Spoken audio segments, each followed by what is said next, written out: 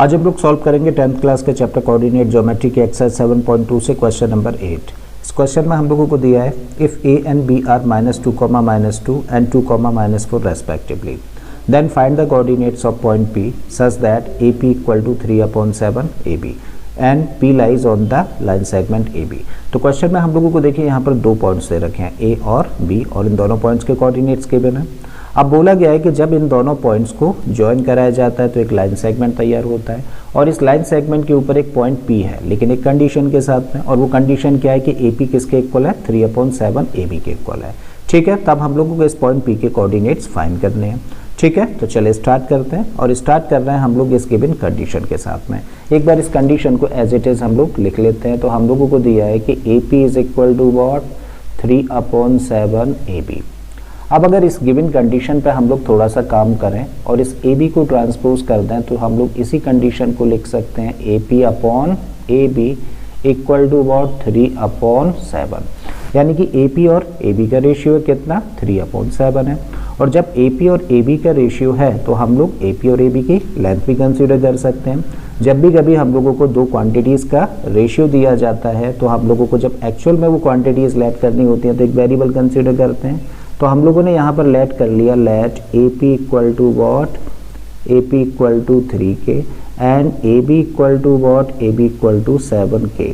ठीक है, अब देखिए हम लोगों के सामने ए पी की लेंथ है जो कि कितनी है, 3K, और ए बी की लेंथ है कितना, 7K। करेक्ट है। तो क्या हम लोग पी बी की लेंथ फाइंड कर सकते हैं? बिल्कुल। अगर हम लोग इस ए बी लाइन सेगमेंट में से इस छोटे लाइन सेगमेंट को कट करते हैं तो किसकी लेंथ निकल आएगी, पी बी की लेंथ। ठीक है, चलिए निकाल देते हैं। Therefore P B equal to what, A B में से माइनस कर दिया जाए किसको, ए पी को। So this equal to A B की लेंथ कितनी है, दैट इज 7K, और ए पी की लेंथ कितनी है, 3K, और 7K में से अगर 3K को माइनस करेंगे तो क्या मिलेगा हम लोगों को, 4K। तो इसका मतलब ये लाइन सेगमेंट कितना लंबा है, 3K, और इस लाइन सेगमेंट की लेंथ है कितनी, 4K। और अगर इन दोनों लाइन सेगमेंट्स का रेशियो निकालना चाहें तो आप तो इजीली निकाल सकते हैं हम लोग। So therefore A P upon P B कितना होगा भाई, ए पी की लेंथ कितनी है, ये है 3K, और पी बी की लेंथ अभी हम लोगों ने निकाली है कितनी, 4K।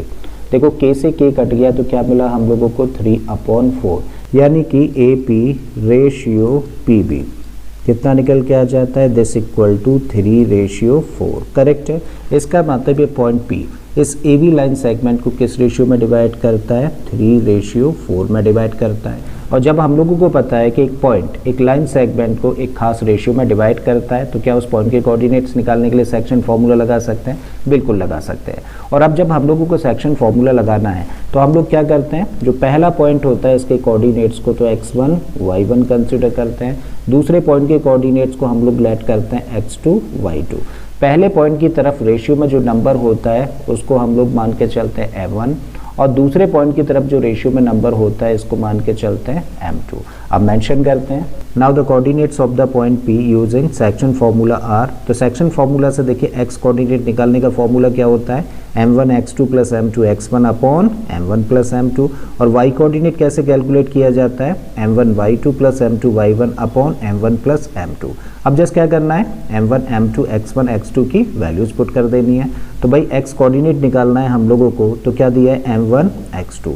m1 इस केस में कितना है, 3, और x2 कितना है, 2।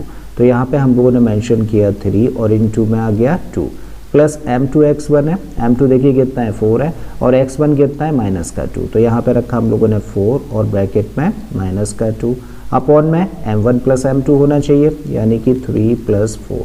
फर्दर इसको सिंप्लीफाई करें तो क्या वैल्यू निकल के आती है, 3 और 2 का मल्टीप्लाई कर देंगे तो 6 हो जाएगा, प्लस और माइनस का मल्टीप्लाई करेंगे तो माइनस में जाएगा, और 4 और 2 का मल्टीप्लाई किया तो 8 आ गया, अपॉन में 3 प्लस 4 कितना हो गया, ये बन गया 7। So this equal to 6 minus 8, 6 minus 8 का मतलब हुआ माइनस का 2, और अपॉन में क्या है, 7। तो इस तरीके से इस पॉइंट P का x कोऑर्डिनेट क्या निकल के आ जाता है, माइनस का 2/7। अब निकलते हैं y कोऑर्डिनेट। तो y कोऑर्डिनेट निकालने के लिए m1 y2 है तो m1 की जगह पर रखें 3, और y2 कितना है, माइनस का 4। तो यहाँ पे 3 और ये माइनस का 4, प्लस m2 y1 है तो m2 की जगह पर 4 है और y2 की जगह पर -2। ठीक है। तो m2 की जगह पर 4 और y2 की जगह पर -2 रखा हम लोगों ने, ठीक है। अपॉन में m1 प्लस m2 यानी कि 3 प्लस 4। फर्दर इसको सिंप्लीफाई करें तो देखिए 3 और -4 का मल्टीप्लाई करेंगे तो माइनस का 12 बना। ये पॉजिटिव है नेगेटिव है, प्रोडक्ट कैसा होगा नेगेटिव, और 4 और 2 का मल्टीप्लाई कर देंगे तो ये माइनस का 8 हो जाता है। 3 प्लस 4 मिलके बन गया 7। अब -12 माइनस 8 कितना हो गया, ये बन गया माइनस का 20 अपॉन में आ गया 7। और इस तरीके से ये P का y कोऑर्डिनेट निकल के आ जाता है। इसका मतलब इस पॉइंट P के कोऑर्डिनेट्स क्या निकल के आते हैं, माइनस का 2/7 कॉमा -20 अपॉन 7। और ये हो जाता है इस क्वेश्चन का आंसर, ठीक है। तो मुझे उम्मीद है स्टूडेंट्स कि आप लोगों को ये क्वेश्चन अच्छे से समझ आ गया होगा। अगर ऐसा है तो प्लीज़ वीडियो को लाइक कर दें, चैनल को सब्सक्राइब कर लें, और बाकी किसी तरीके के क्वेश्चंस के लिए प्लेलिस्ट में चले जाइए। ऑलरेडी इस तरीके के बहुत सारे क्वेश्चंस मैंने अपलोड किए हैं।